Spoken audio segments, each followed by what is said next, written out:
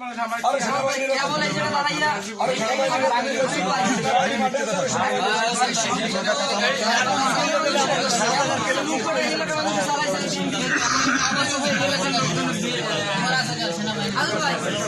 এইখানে কথা হচ্ছে এই বাজারের লোকই বলছে যে এই এলাকার বিএনপির লোকজন এই বাড়ির লোক তাহলে তোমার মনে কেমন থাকে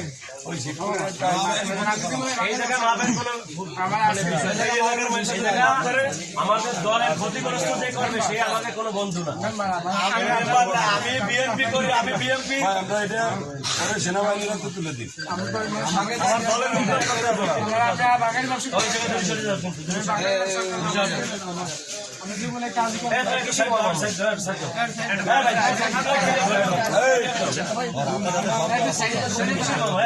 যারা চোর বাটপার শয়তান লোকরা তারা আমাকে কি চোরের বাচ্চা চোর করবা সারা দেশে এই সমস্ত কাজ করতেছে অন্য মানুষ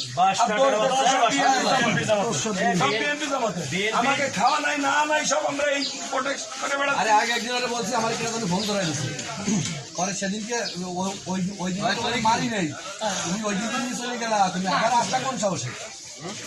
আমরা বিএনপির এত নির্যাতিত, আমরা এত মামলা খাইছি, এত খাইছি।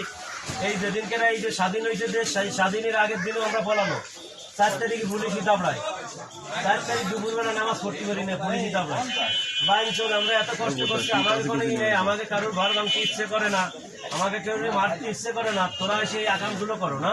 আমরা 17 বছর বাজারে উঠি না, আমাকে কোনো ক্ষোভ নাই কারোর উপরে। তোমরা এসে আর ঘর ভাঙবা, আর আনে টারবা, আর মন্দিরে আঘাত করবা। এই জন্য তো কেবলই নাম হয়ে যাচ্ছে বিএনপি ফলাফল এই সমস্ত করে কেবল বলছে যে কেবল বলছে এই